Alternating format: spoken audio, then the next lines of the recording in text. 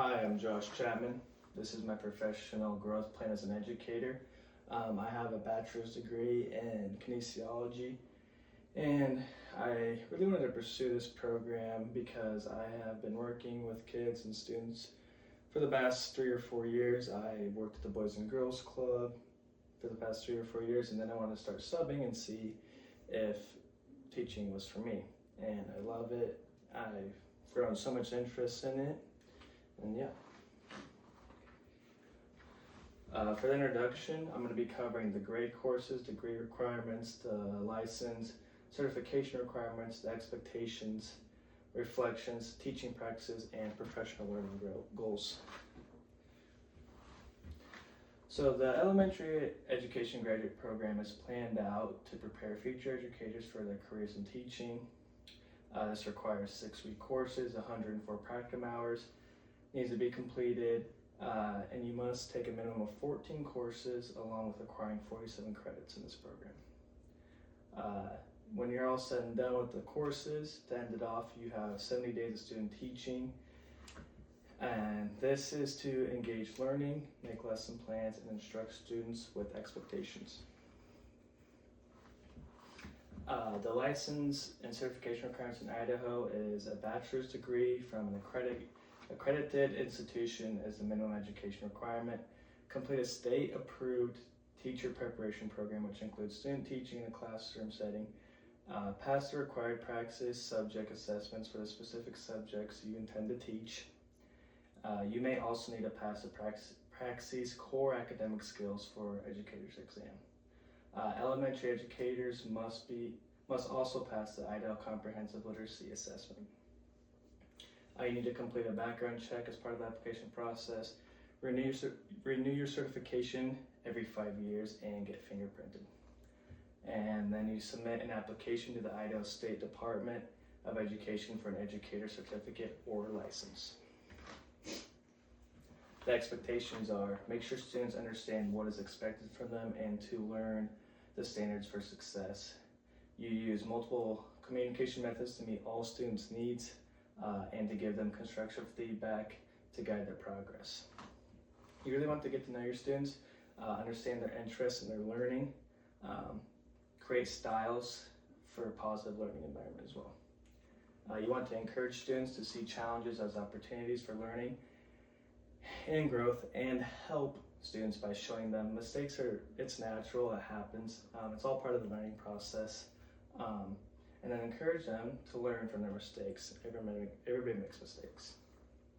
I need to adapt my teaching methods and materials to meet the diverse needs of all students, making sure that all students are challenged and supported, and help students reflect on their learning process, providing students with improvement. And you want to recognize and reward students for their effort and improvement, not just for them achieving their academic success. For the expectations continued, for technology, I can use Google Classroom for assignments or quizzes. I can use presentations, making them easy access to students. Kahoot and other platforms that use online quiz games can make learning interactive and fun for the students.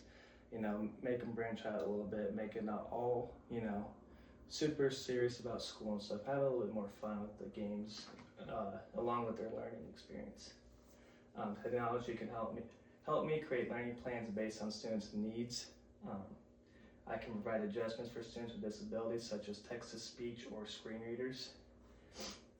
Access to online books, articles, educational websites, and online courses can give more learning opportunities other than the classroom, so they can get a variety of different things where they can learn from, and not just in the classroom. Teachers can get online information and forums from colleagues to share practices and ideas, improving professional development, helping the students' technology skills. The Code of Ethics in Idaho is to create a safe and supportive environment for students, free from abuse, harassment, or inappropriate relationships. Educators demonstrate honesty and integrity in all professional practices. And educators are required to report any breaches of the Code of Ethics and follow the reporting requirements outlined in Idaho Code. When faced with a situation that elevates concerns, refer to the code and understand how it works. If you're unsure about the situation, You can reach out, get advice from, mentor, administration, other colleagues, or a professional, and they can guide you and help you with the situation. If I witness or suspect a violation of the code, report it to the appropriate authorities and maintain detailed records of anything that happened. Because you need to make sure you have every detail on it, word for word, step by step, so they can get an understanding of what exactly happened. Professional standards practices in IDL consists of lesson planning, instruction, established standards, educational development, and student evaluation. Reflection and teaching practices. Observe student behavior, their engagement and participation during lessons. Understand what works and what doesn't work for them. See what students learn and identify what areas need to be adjusted. Some things are going to work, some things aren't. So maintain and work on what's working best in the classroom. Making sure students are engaged in learning by using methods like exit tickets or thumbs up and thumbs down. Give them a, hey, are you understanding this or are you not? Seeing what students work with that learning experience and what don't, and then adjust to the kids that, put their thumbs down, and help them in a different way so they can understand what's going on. Sets goals for improvement, develop a plan for adjusting teaching strategies, and put my plan into action, trying out different strategies, seeing if these new strategies are working. There's always room for improvement. There's always times to try out different things, maybe different colleagues or, whoever can help you out. I'm all down for new things, but, it might not work, but it also might work, so you just never know. Using research-based instructional strategies and projects can be effective informing instruction, improving student learning outcomes and professional development.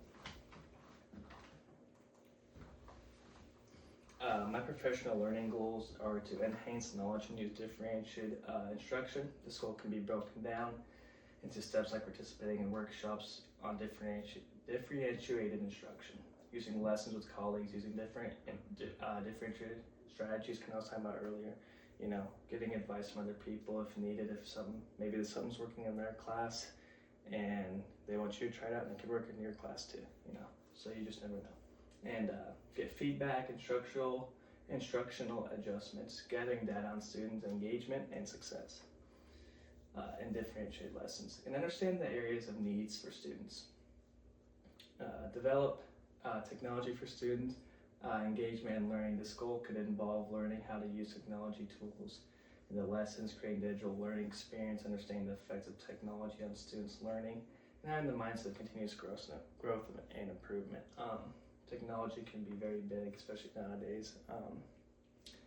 Students probably like to learn a little bit more that way, and if you can develop good technology skills with kids for certain, areas of the classroom, it could really be beneficial. These are some of my references. I have one more page on my references. This is my last page of references. And thank you very much. Thank you for taking your time to watch my growth plan. You've helped me out a lot in this experience, and really starting out my master's program with success. So thank you very much.